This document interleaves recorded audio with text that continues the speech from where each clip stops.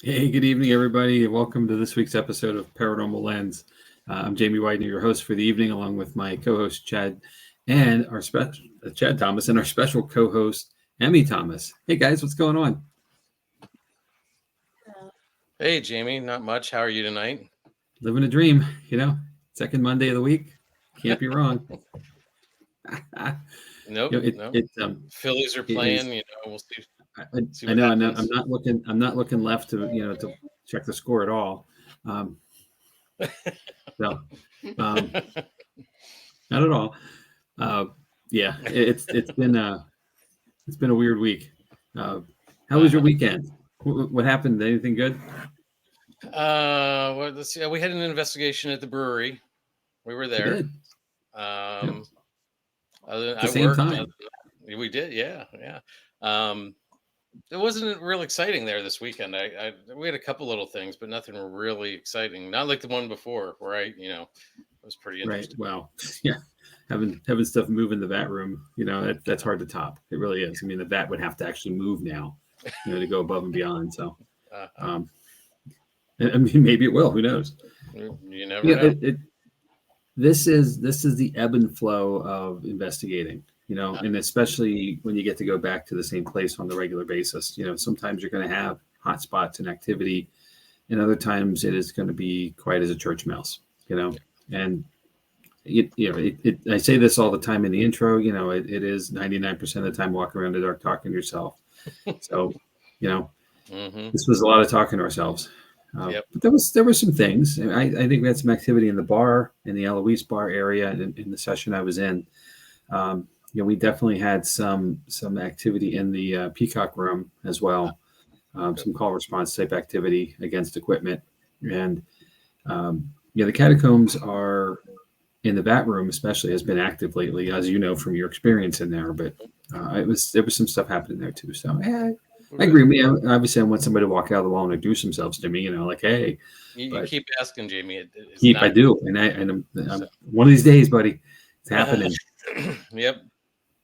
But so anyway, not last weekend. Yeah. I was cruising around the interwebs and on TikTok the other day, and you're on the TikTok? The TikTok, the team has a TikTok, Jamie. I don't know if you knew that or not. I do. I do know that. It's actually really good too. The team's put some good stuff out there. They have. Shout out to our social team. Yep. But anyway, I came across a clip that reminded me of this episode. So here, let's get us started here. Superstitions, writings on the wall. Very superstitious. I'll get rid of it because nobody paid to see us dance. Nah, it's okay. I dance for free, so it doesn't matter. Shouldn't though. So you're right. This episode is about superstitions, so very appropriate. Thank you. That was really cool. So I've been wanting to do this one for a long time, and obviously I think spooky season is kind of the good tie-in because obviously a lot of things are heightened this time of year. But superstitions are with us all year long, right? They're in a lot of things we don't even think about. Some of the stuff that we actually do on a regular basis is based off a superstition or an activity that we do.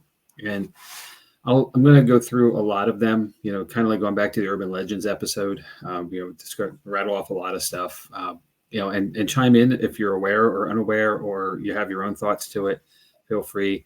But I want to start, as we always do, as I always do, at least, with some definition. So, according to Merriam-Webster, superstition is a belief or practice resulting from ignorance, fear of the unknown, trust in magic or chance, or a false conception of causation. It's one definition. There's three. Next is an irrational, abject attitude of mind toward the supernatural, nature, or God, resulting from superstition. Okay. The last one, I like this one the most. A notion maintained despite evidence to the contrary. Okay. Oh, wait, say that one again. You see the head tilt, right? So the contrary is that, and think about what we're going to talk about here. Think about like what this is. So if you do or do not do a certain thing, an action will happen. Okay, and I'm not going to give too much away because obviously I have a lot of these to go through, but or a certain thing it's a cause and action thing as well. So Okay. let's get into them, right? Does that make sense so far? We're good? Yep. Okay, cool. Okay, so some common superstitions. Itchy palms. And we've all had itchy palms, right? So if your right palm is itchy, you're going to meet someone new. If your Okay. left palm is itchy, money is coming your way. Right? Now, if you scratch the palm that's itching, it counteracts whatever that is. So that, you're not going to meet someone, or you're not going to get money. So can I put powder on my hands instead? Yes, you sure can. That's exactly what. Just don't scratch them. Rub them, maybe, but don't scratch them. Okay. Especially that left hand. We want money, right? So, Exactly. well, beating people's cool too. So, Make your left hand itchy. so an old one that I think we've all heard some tale of or variation of is something old, something new, something borrowed, something blue, and an extension of that is and a sixpence in her shoe. Okay. Right? So it's a wedding chant from the Victorian era. So that's where we hear it, right? That's the lead up to the wedding for the bride to have these things as a good omen, to have a kind of a healthy marriage, a prosperous life going forward with their spouse, just happy times ahead. So the old is to stay connected to the bride's past. New means optimism for marriage, the new thing. Borrowed things come from a friend and associated with good luck. Blue, I found this rather interesting. Blue was the Roman color for love and loyalty. And the sixpence was another good luck charm because, weddings are expensive and you need money. So, Right. Isn't that, I want to say that's British currency? Yep. It is. The Victorian, Queen Victoria being British from the Victorian era. Okay. All right. One that we've heard and we've probably seen even, especially in our maybe grandparents' houses, is a horseshoe. So if you find a horseshoe, if you pick it up with your right hand, spit on one end and toss it over your left shoulder, leaving where it lands, you will have good luck. Pick it up, spit on it, chuck it. Okay. Look behind you first, right? Make sure the kids aren't behind you when you do that. Right. Look before you throw, but still, that's the way to get good luck.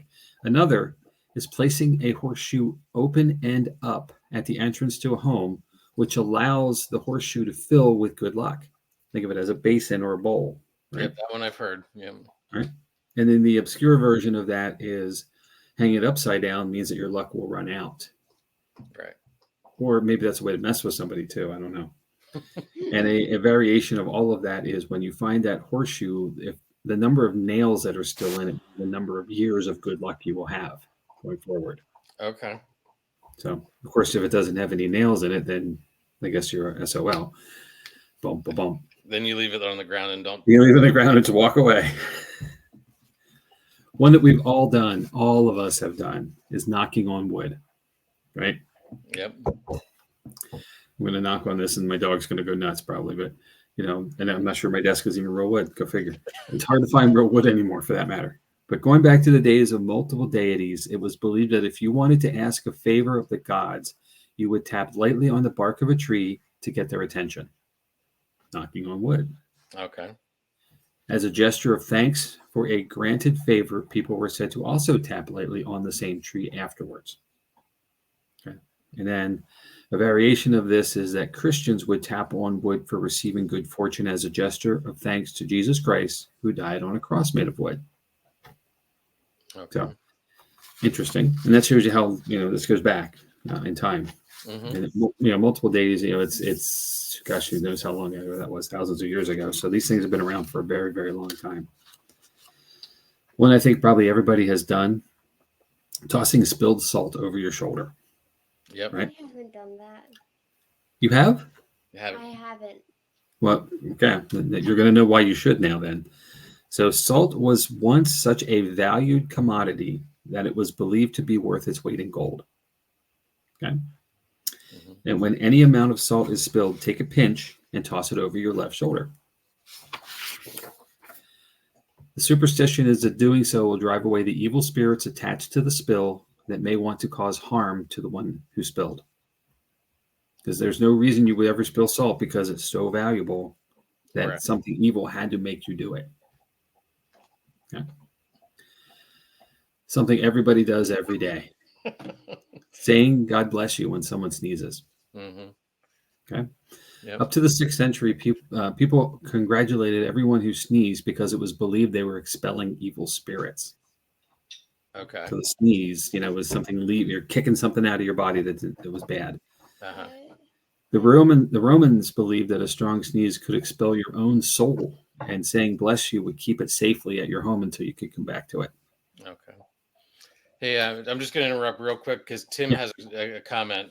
He said he usually tosses salt over the shoulder to get rid of the person looking over his shoulder.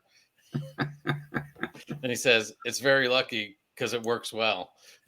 If you toss the whole shaker, it hurts them more too. So Going back to what you're starting to say about sneezing and stuff, Mhm.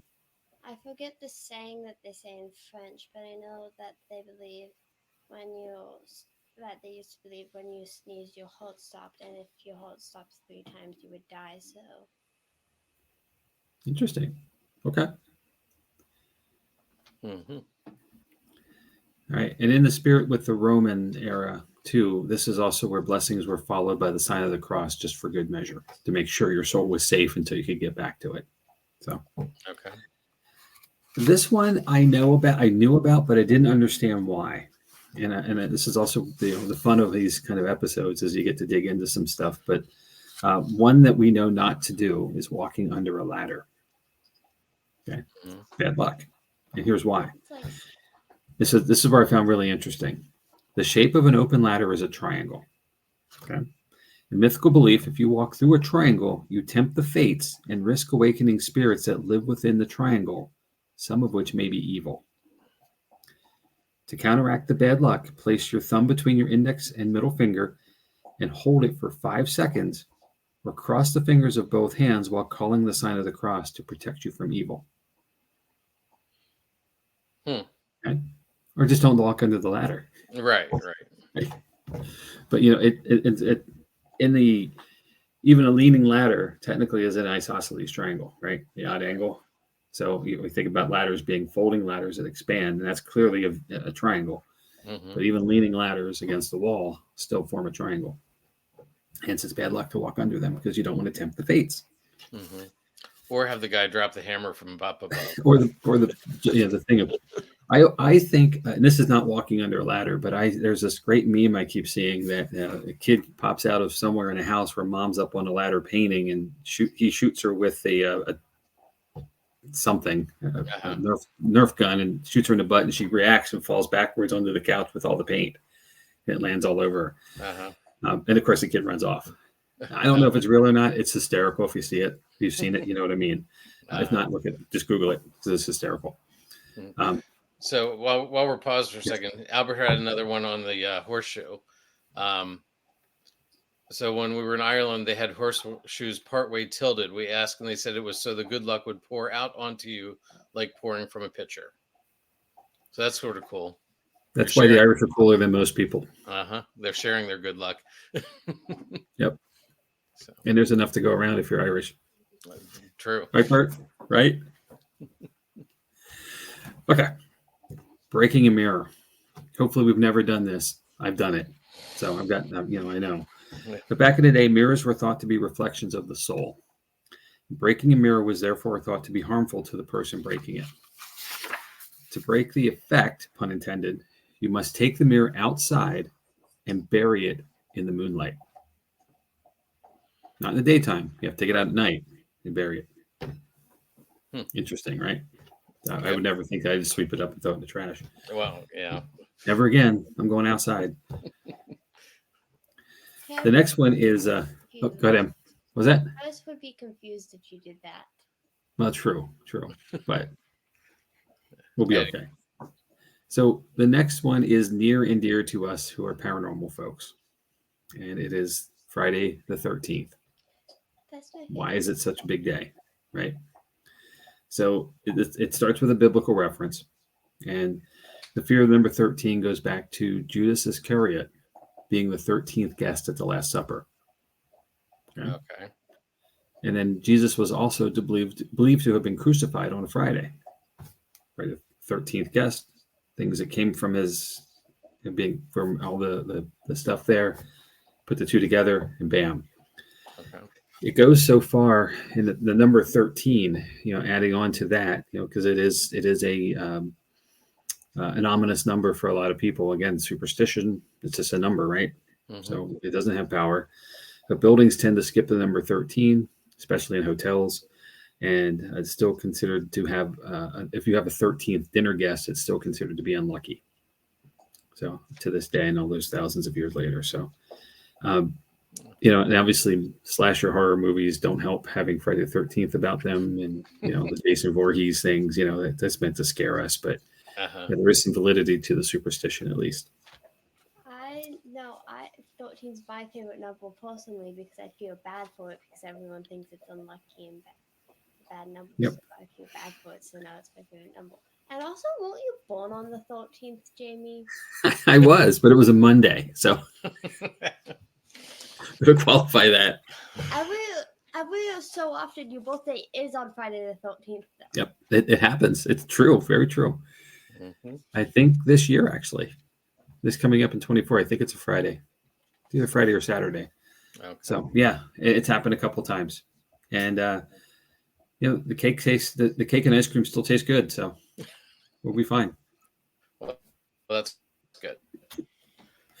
So, moving on. The next one is opening an umbrella indoors. Okay, we're very superstitious about this as people. And the reason for this, it goes back quite a ways. Since umbrellas shade us from the sun, they were considered to be magical. Okay. When open inside, away from the sun god, it was considered offensive to him to the extent of signifying their impending death or ill fortune for both the person opening the umbrella, the owner of the home it was opened in, and those who were living within that home. That's pretty heavy, right? I mean, geez. So, an umbrella. Now, I have open umbrellas indoors forever. I find it interesting. Right. Now, you said it's the sun god, right? Yes. Mm-hmm. And there is no reference to the exact the god that means. It's interesting that we really don't use umbrellas for the sun. Well, people do. Right, but we don't use it for the rain, or we use them more for rain. Yeah. But people do in the summer. I've seen it. People walking in the streets of, especially it's an Asian thing, and I think a European thing. Here in the States, I don't think we do this very often, but I have seen a few folks doing it. And actually, I saw somebody the other day doing it, which was like not really a rainy day, not really a sunny day, just a day. I saw a woman walking down the sidewalk with an umbrella up, and does she know something I don't know? Mm-hmm. Is it going to rain? And but nothing happened. But yeah, opening umbrella indoors is a thing. So speaking of spooky season stuff, and I'm glad I see Dave, our good friend Dave Deramiti. Hey Dave, popping in. So here's one that I think is appropriate now that Dave's with us. Black cats. Okay. So based on the Dark Ages belief that witches were kept as cats as companions is part of this, right? So witchcraft, cats, they kind of go hand in hand. Spooky season is upon us. You can't get anything that doesn't have a witch with a cat. Some believe that black cats could turn into witches or even demons once they reach the age of 7. And why 7, not 6, not 10? Apparently 7's the sweet spot. So you got a 7-year-old cat, you got to watch out. Isn't 7 a magical number? What's that, Em? Isn't 7 believed to be a magical number? Likely is. Good. The next one, breaking a wishbone. Okay, we've all done this at the family event somewhere along the way. It comes out, and there's the tussle between two burly people to figure out who's going to have it and get all the good luck for the new year. This goes back to the 1st century, where Romans were said to fight over dried wishbones because it was believed that the person with the biggest piece would have their wishes come true. So that has carried for a very long time. That idea. Yep. Also, there's some power in this because bird bones were also used in the divination practices, with bones being thrown and the patterns interpreted by soothsayers. So having the biggest piece would give you a different read than a smaller piece would. Here's one I think everybody does every time their sports team goes on the field, right? So we're talking about the Phillies a minute ago, and probably something we do when somebody's about to do something that we're kind of a little nervous or leery of, and that's crossing your fingers for luck, right? Make the kick, get the hit in sports, but also don't back into that trash can learning to drive kid. Not that I'm worried about that. From experience? A little bit. So Hey, this goes. Jamie, speaking of Phillies, they're up 2-1 now. All right. So the crossing your fingers for luck goes back to early Christianity when two people would cross fingers with each other to show the support of the person who need to make a wish. So two people crossing this way, so holding hands, and people still do this, right? When you want to show support, you hold their hand. So it's just moved away from hands to fingers, and now it's moved through time to the person doing it with themselves or by themselves. Now I've heard a variation of this that I as I was growing up, that if you cross both fingers, it won't come true whatever you're wishing for. You can only do one.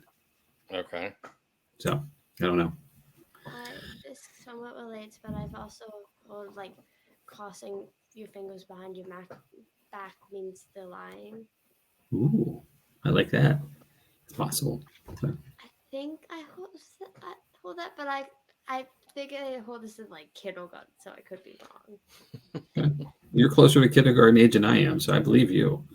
That was like 9 years ago.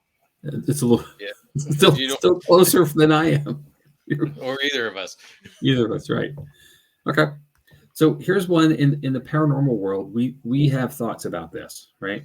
So, but it is literally a superstition as well, and that's placing two mirrors facing each other. Okay.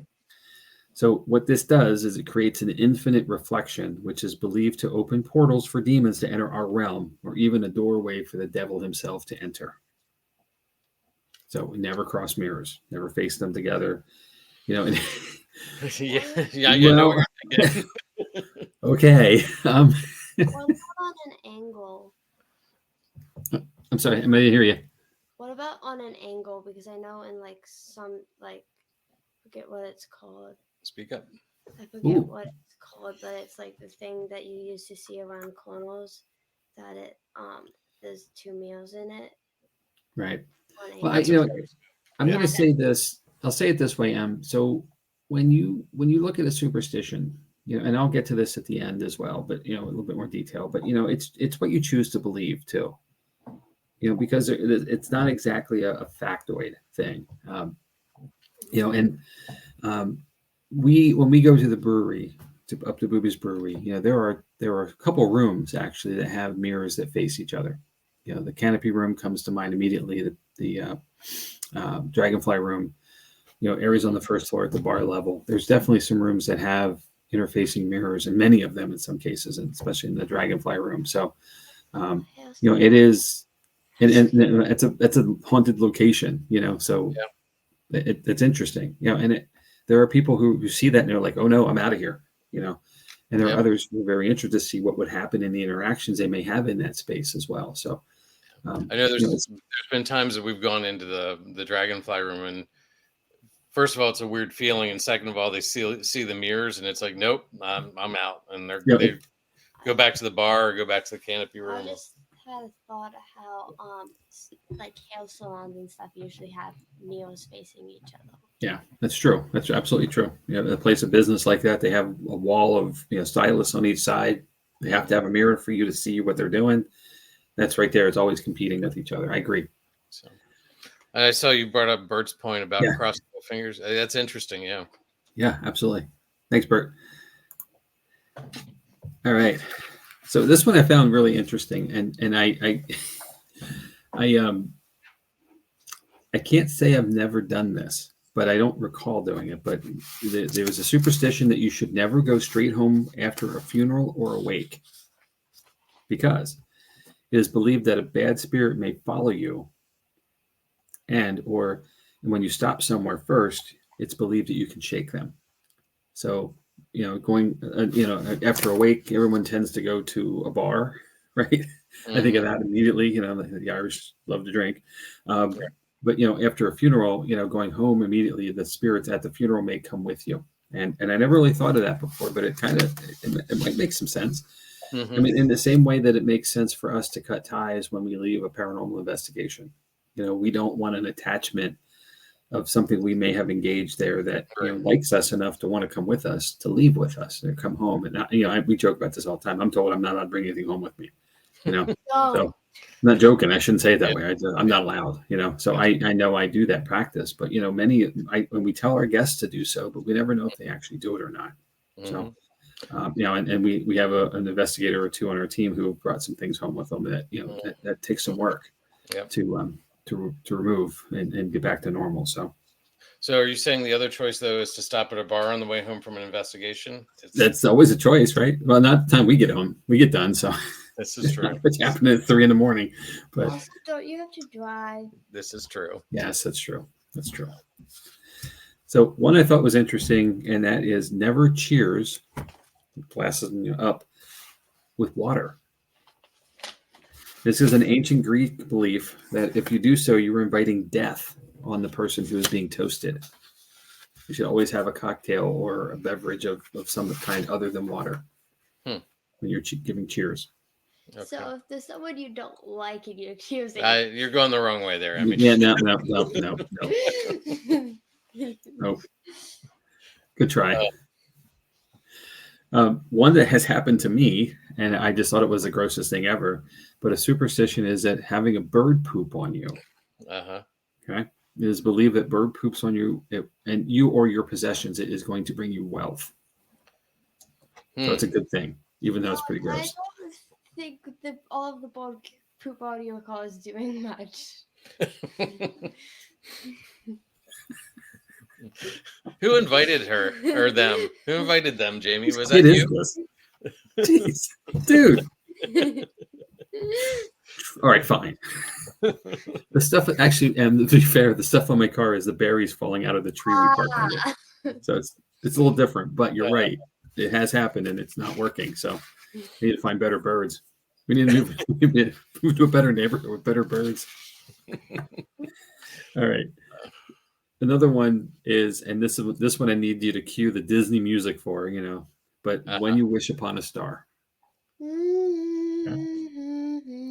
So once upon a time, stars were considered to be supernatural beings. And then wishing to a supernatural being is wishing for a god to give you a favor, much like knocking on wood, that would bring you good luck. So wishing on stars are still a thing, right? Right. Twinkle, twinkle, little star. How I wonder where you are, or shooting stars, which we know are not stars themselves, but rather meteorites falling. Is if you have the good opportunity, opportunity is the right word, to see one, you to make a wish as well, and hopefully it would come true. So I got a couple here I'm going to burn through kind of quickly without some definition. These are ones that are really common. If your ears are burning, someone is talking about you, right? Yep. If you look at a clock and it's 11:11, either AM or PM, and you make a wish, it will come true. Okay. I heard it also 10:10 is another variant of that. Anytime it's a double-digit duplicate, but 11:11 being all ones is really unique. Bad luck always comes in threes, as do deaths. Okay. And I think we look at that in the celebrity world. Usually celebrities seem to die in threes. So, but also anyone we know. This one I'm very, very guilty of, but cutting a banana brings bad luck. So no more bananas in the Cheerios, but you're to break them instead. Okay. And then move them along. Capital wraps that you sometimes make. You have to break them, Emmy. Gotta break them. That's all there is to it. But just eat them. Don't put them in anything. I'm not the one who makes them. That's true. Finding a four-leaf clover will bring you luck, and that is an old Irish one. But they're rare. They're very rare to find. 3 leaves are very common, extraordinarily common. So finding a four-leafed one, is a good omen or good luck. Wishing on a shooting star will bring you luck, just mentioned a moment ago. Us in the paranormal field, it's a great one. Garlic will ward off vampires as well as the evil eye. And that is an old adage there, but gypsies were meant to put curses on people, or believed to put curses on people. That's commonly called the evil eye. So garlic will release you from that. Feel free to sing along with this one, but step on a crack and break your mother's back. Right? An old childhood one that we all know. Step on a crack, break your mother's back. Step on a line, break your father's spine. Yes. Yep. Perfect. Breaking a chain letter will bring bad luck. Remember them back in the day? When people actually sent letters by mail. There's things called chain text now, and they're really annoying. Yes, they are. They still exist. They do. Yep. I usually don't reply to them because I'm like, I don't feel like dealing with this. Yeah. Well, and that's changed. That's even changing. Now you have the Facebook things. That's true. If you think about, post this for good luck or within 10 minutes or blah, blah, blah. So, yeah. So it's adapted with technology. They're usually started by a Nigerian prince who needs your money. Right? So. Or it's going to give you money. Yeah. Well, give me money to get more money. Yeah. Right. That's a scam. So, I thought this one was interesting. That if a loaf of bread has a hole or open space inside when it's cut, someone will die soon. And the opening inside the bread is meant to represent a coffin. Interesting, right? Mm-hmm. It also means it's a horrible baker because there shouldn't be that gap in there. Right. But you didn't get your money's worth. If you carry the foot of a dead rabbit, it will bring you luck. Lucky rabbit's foot. Not lucky for the rabbit, of course, but right. Hopefully for us. And then if you hear an owl hooting, someone will die. Okay. Interesting. So don't go in the woods ever. When they probably don't go in the woods anyway, right? You think go outside? You should go outside once in a while, right? I do walk the dog. Anyway, there you go. Just beware of owls while you're out there. You'll be okay. You talked about burning of the ears earlier, but ringing in the ears also means someone is talking about you. Okay? Mm-hmm. You get that one ear ring occasionally. It probably means you need to go to the doctor, but whatever. I love this one because I think there's a really funny commercial right now for T-Mobile or one of the phone carriers using this. But you must blow out all your birthday candles at once, or your wish will not come true. The commercial, the guy steals the candle blowout from the kid, right? Because he wants a new cell phone. I mean, it's pretty funny. I think that's AT&T. That is an oldie because I knew that from a kid as well. So it's been around for quite a while. Here's another sing-song one, but find a penny, pick it up all day long. You'll have good luck. Mm-hmm. But isn't it only if one side's facing up? Yeah, it is the heads up, isn't it? That yeah. You're supposed to. Well, it that's where I'm going to go next. So that is a variation of it. However, a penny's a penny, right? So and when you think about it from a time ago when a penny actually had a lot more value than it does now, it was meant to be, it's money. It was good money to find. Mm-hmm. It was a good fortune to find money of any kind. But the reverse of that now is picking an upside down penny will bring you bad luck. So the heads down versus heads up. And I have literally seen people pass on an upside down penny instead of picking it up. I saw someone said that some people apparently flip whenever they see an upside down penny, they will flip it to the next person. Okay. Yeah, I've heard you're supposed to step on it and then flip it over. And so there's always All right. Well, there we are. Yeah. When opening a fortune cookie, if you share what the fortune is, it will not come true. Usually fortune cookies don't even have fortunes on them. They're just confusing nonsense.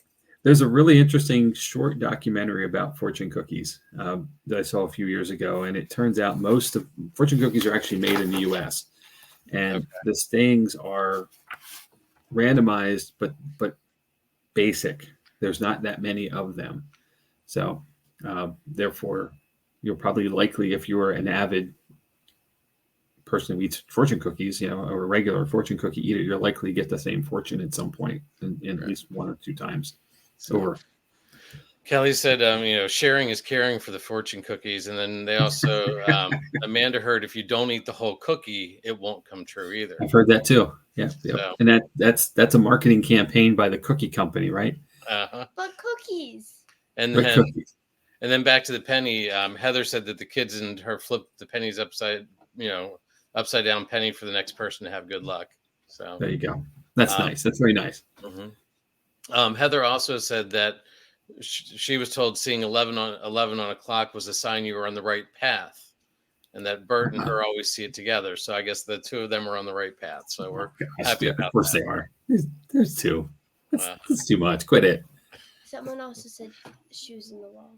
Something about shoes in the wall. So we're kind of looking off to the side occasionally for the sports ball score, right? So a couple of sports superstitions. One, and this one I'm probably guilty of, is wearing the same clothing again when your sports team wins. Whatever you wore that day, you have to wear again. And athletes do this too. Baseball players are incredibly superstitious. Whatever they had on that day, they have to wear again.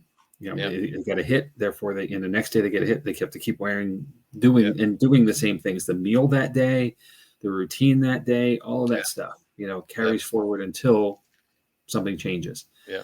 My brother's guilty with that with his jerseys. Yes. Yeah. Whenever somebody's playing, it's.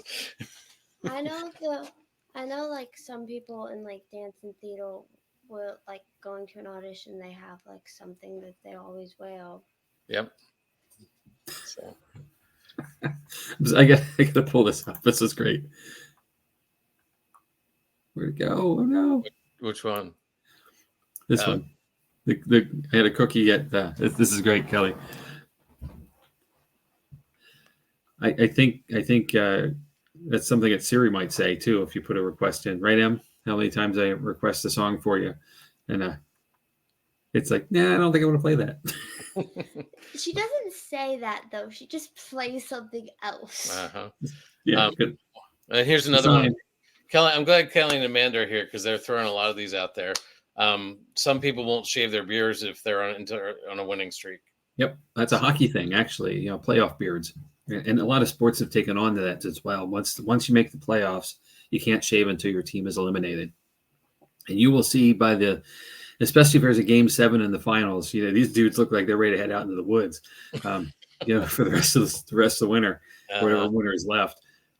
They're mountain men out there. I imagine they have to get longer chin straps or something to get all that hair underneath. But the helmets and the haircuts too. You don't get a haircut as well in hockey until you're done the playoff run. So it's quite interesting. It's a thing though, and superstitions have some power and some if everybody's doing it, we're all going to be okay. As soon as somebody breaks a tradition, then we're hosed. So keep it going. Going back to weddings, catching the bride's bouquet means that you're the next to marry. We've all seen this, and we've seen people knock people over trying to catch it, right? I've also seen people like bat the thing so they don't catch it. Well, I've seen that too. I've seen somebody just walk away completely when it came their way, but it's a thing. And it happens at almost every wedding when there's a bouquet. People line up for it and they're ready. So, slightly different direction here. Having a ladybug land on you is considered to be good luck. Now, if you're freaky about bugs, it's not, right? Because you're like, right. It's a good luck charm. Very much like wearing green on St. Patrick's Day is meant to bring you good luck. I think you should wear green every day, but whatever. I've heard if you don't wear green, you're going to get pinched on St. Patrick's Day. Okay. Yeah. Leprechaun, I think, is the rest. I also think it's a lot of people just use that to excuse to pinch people on St. Patrick's Day. Maybe true. That may be true. Going back to weddings again, tossing rice at newly married couples bring them fertility and good luck. We know rice is really not that good to do anymore, so we found other things, but that was a long-standing tradition for quite a long time. I forget which culture does this. I think it's like, I forget what culture does it, but they will like step on almost some type of glass. Yes, it's a tradition as well in Is the it- weddings. I don't know if it's stepping on the glass, but throwing the glass, breaking the Something. Like glass. glass in a napkin, stepping on it Yep. as well. Yeah, and Yep. plates, breaking plates. I forget which culture does that. This next one has a couple variations based on the season, but if you catch a falling leaf from a tree on the first day of fall, you will not catch a cold all season. I wish I'd known that a couple weeks ago. Well, yes, I think, Tim, you're right with Greek on that as well, for the breaking of plates and cups. Yep. The other variation I've heard of that is if you catch the first snowfall of winter, you catch a flake on your tongue, you won't get sick all winter as well. So you got that to look forward I to. thought it was something with Judaism. There we go. Okay, one that's coming up in a couple weeks. Eating pork and sauerkraut on New Year's Day will bring good luck all year. Okay, and being here in PA Dutch country, that's pretty much a standard meal anyway in the area.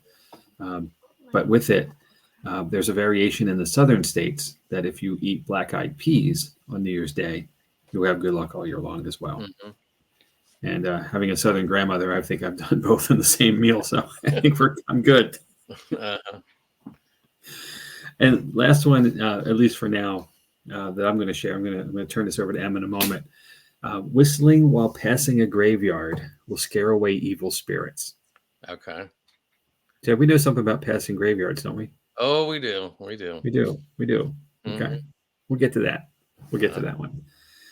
So one of the reasons I wanted Emmy to be here tonight is that she is one of our 2 resident thespians in the family. And as I was preparing this episode, we were chatting about it, what it was going to be. And Em started sharing with me all of these theater superstitions right away. Like bam, right off the top. So as I dug into this more, I thought to myself, as I found more and more and more, I thought, it's probably a good idea to see if Em wants to join us and share these with us. So, my dear friend, I'm going to turn this over to you. I need you to speak clearly, though. Okay, make sure we can hear you. But it is yours. So go. The first one I'm going to talk about is saying break a leg instead of good luck to avoid jinxing the performance. Yep. Though a couple of people I've heard a couple different excuses why you say it. I heard some people say because like the actors in the show are called the cast and you need a cast, you put a cast on a broken leg, right?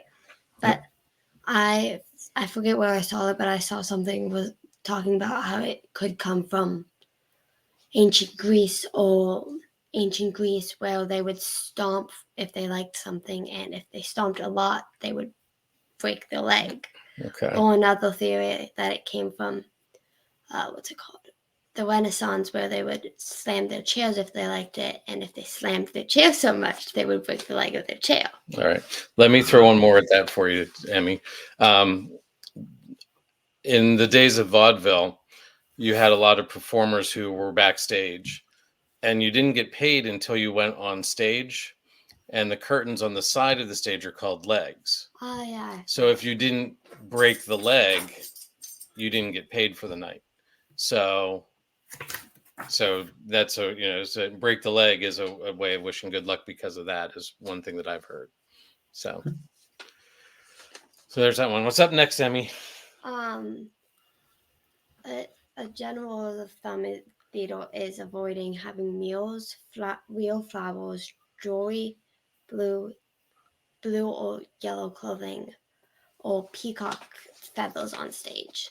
Blue, I know the meaning behind some of them. There's some I don't know exactly why, but blue, some troops that were like acting troops for a while that were going out of business.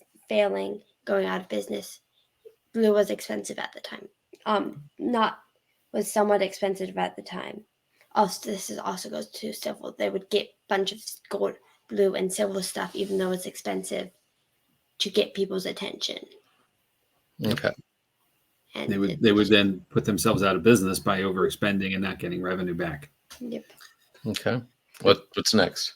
give me a second. And then you'll also avoid placing a peacock feather on stage because it's thought to that the tip of the peacock feather or the eye of the peacock feather is an evil eye and will bring bad juju to the production and stuff. Okay. And then if you ever go in theater when most of the lights are off, there's this one light on stage called a ghost light, and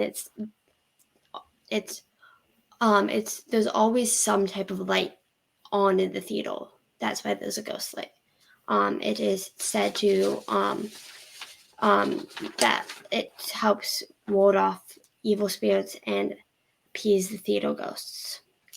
But the more practical reason, being the technical side, is a stage is typically a big drop off the front. So if someone's walking across the stage in the dark, you don't really want to hit that edge and not know it's there. So plus, there's a lot of times there are props left on stage and other articles that could be tripped over. Yep. So from a liability perspective, it's wise to leave a light on. But I love the paranormal side of it because I don't think there's anyone in theater who's not a little superstitious and believes there could be a ghost there. So what's cool. next, Emmy? You should never whistle in a theater because it may confuse stagehands who use whistling as cues to change scenery and stuff. Because in the 1600s, theaters began to employ mechanics to fly sceneries and props and sometimes actors on rigging systems, which were at that time very similar to sailing ships. So sailors would walk in the theater, right? And they would use whistling to communicate to each other on sea. So they used the same thing at shows. So if you whistle, that would confuse the thing, and just imagine getting hit by something. Right. The other thing is, they employed sailors. So if the sailors heard the calls back from the ship, the whistles to go back, they would drop what they were doing and go back to the ship. So they didn't want to miss their call. So we're going to interrupt you for just a second.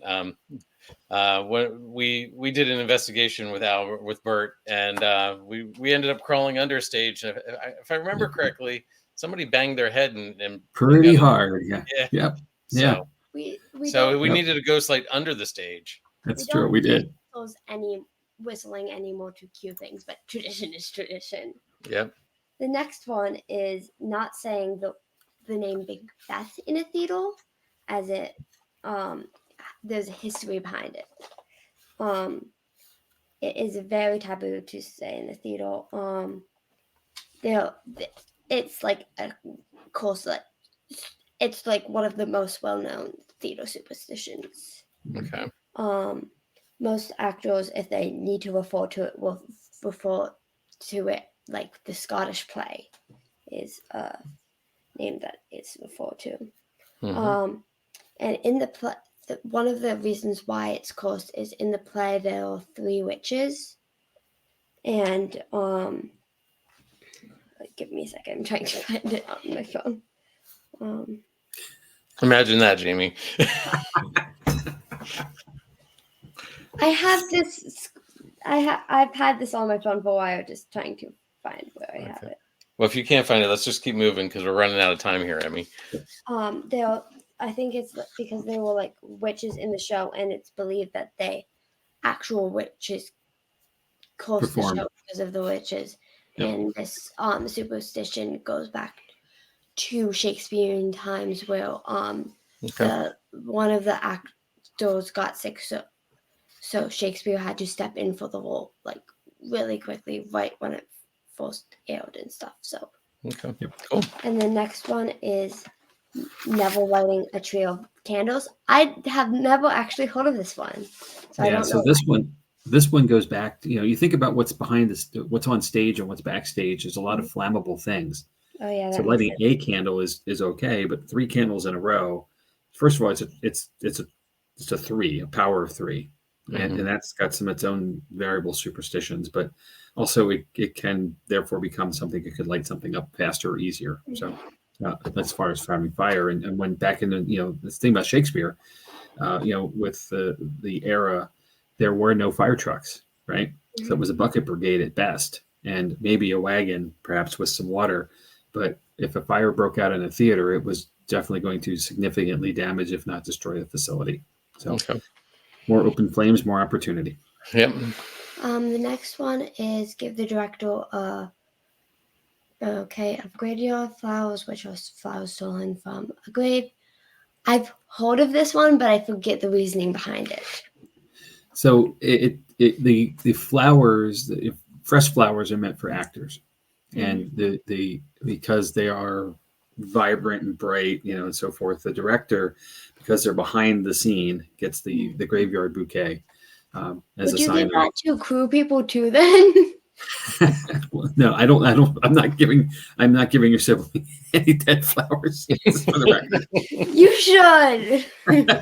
No. I get enough of a glare as it is from the teen eyes, but no. It's just directors.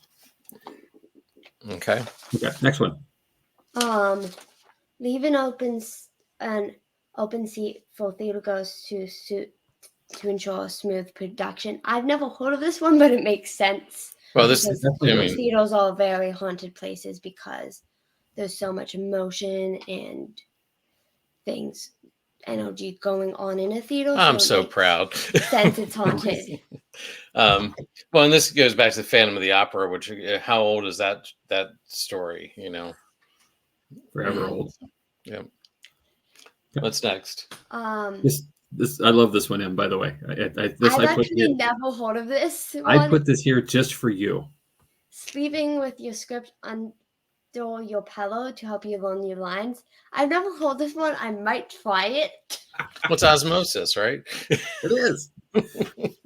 There's I've with my script in my bed before, though. I guess you have.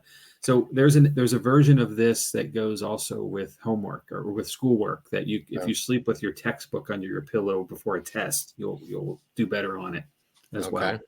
And I'm sure many other things where the learning part of it has to happen. So, but yeah, the script is a fun one. Okay. If something goes wrong in theater, it's because of the ghost of Thespian, an ancient Greek actor who is credited to be the first starring role in a play.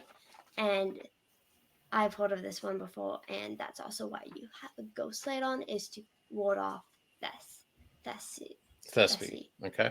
And a thespian that's the word for like someone who does theater, which makes sense that it comes from that name.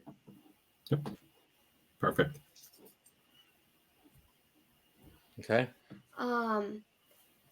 A bad dress rehearsal means that you'll have a great opening night, and there's science behind it because there's somewhat meaning behind it because it's the last run before performing it, so you're tired and anxious and have all these emotions going on and just don't have as much energy as you do on opening night when you have that adrenaline, that final push. Okay. But I do want to say the inverse of that is also possible, because if you have a great opening or a great dress rehearsal, you're so confident on opening night that things go awry. So I've seen that one happen. That's the Murphy's Law moment, right? Mm-hmm. Maybe it can't go wrong, Will.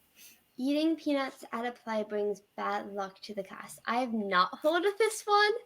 And this just reminds me of when we were in the Nutcracker when I was little. And Jamie would always beware of the nuts. Yeah, man. We keep showing up this place. They have crackers, but never nuts. What the heck? Okay. And then always give flowers after the performance, not before, because giving them before is rewarding something that hasn't been performed yet. Correct. That makes sense. And if they're allergic to flowers, then they get the pollen up their nose, then they're sneezing through the whole show. Bad performance. Yep. So. Oh, and awesome. The graveyard flowers should be on closing night. I just read closing night because it symbolizes death. And It's the end of the end. So don't give someone graveyard flowers on opening night. Okay. All right. Good job, Emmy. Thank you. All right.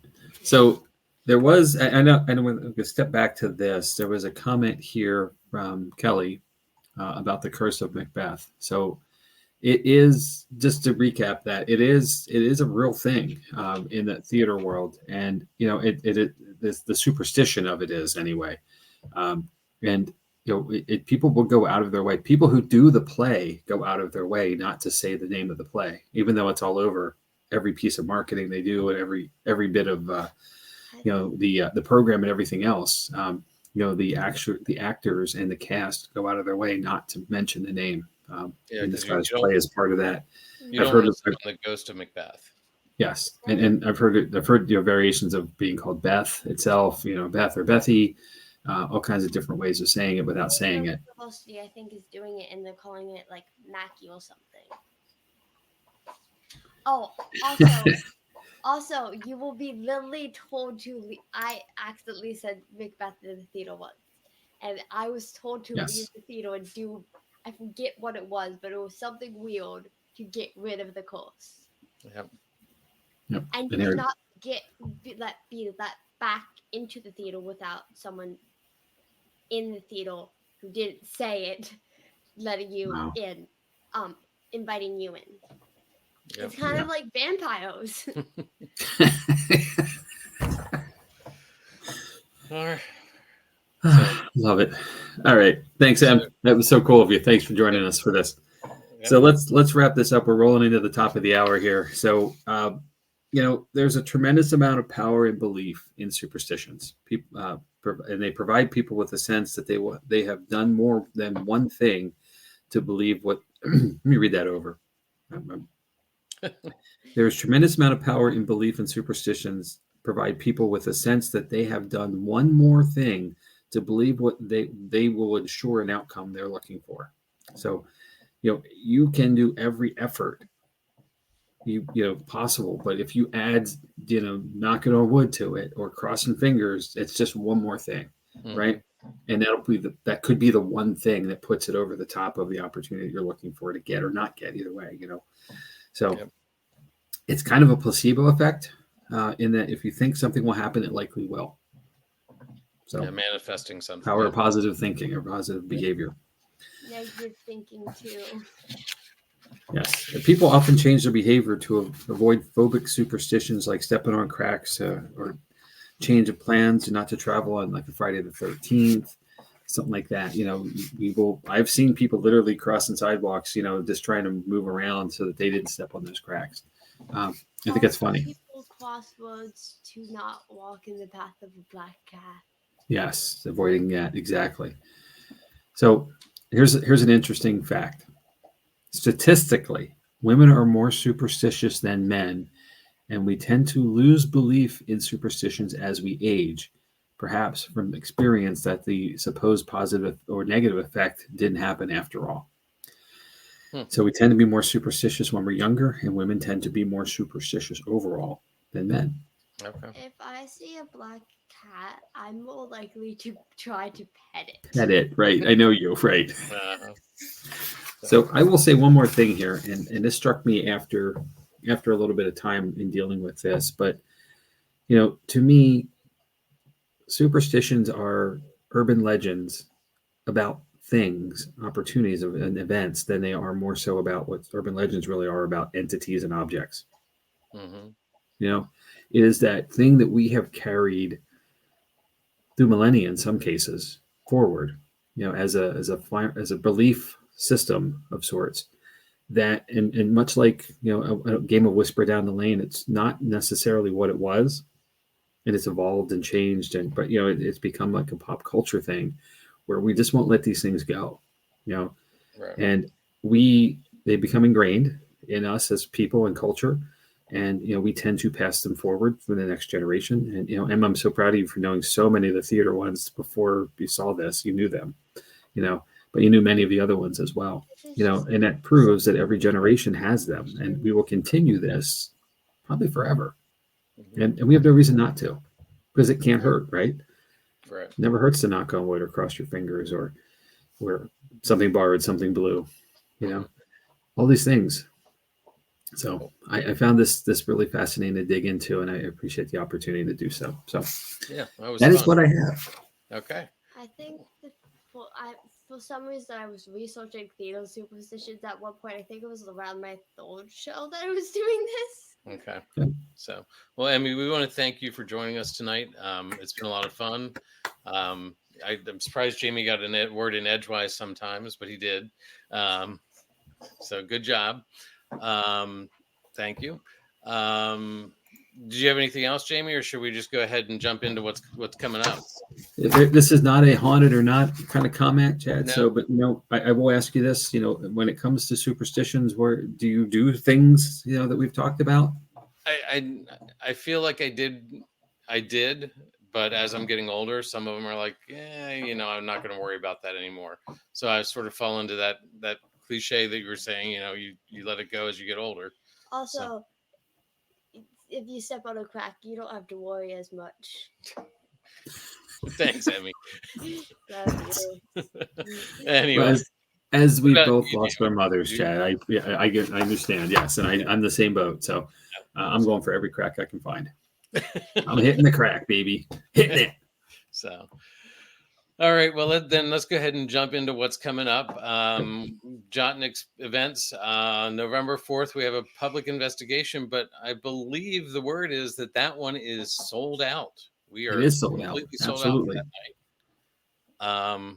I also have an event going on November 4th. November 18th, we have a public investigation, but there's something special going on. We're not privy yet, but there's something special going on. Unfortunately, I won't be there that night because I have another event with a child in the theater. So actually, 2 children in the theater. So we've got that going on. This December 2nd, we've got another public event, and December 16th, we have another public event at the brewery. So those are what we have the rest of the year. It's winding down, Ted. It really is, right? It's winding down. It is. Holy cow. You don't see the Halloween parade on here anymore. We decided because of a bunch of people are sick, and we just decided that we're going to take a break from it this year and let somebody else win. We got to share that trophy. Yeah. So anyway, but Jamie, we're back here next week, and you know what next week is, right? Halloween. Next week is Halloween, and we have a special episode that we're working on. Talk about urban legends or superstitions or whatever. We're pulling it all together. I'll just throw it out there. It has to do with the Hansgraf Cemetery. So we're going to talk a little bit about the Hansgraf Cemetery or the Schrock Cemetery, depending.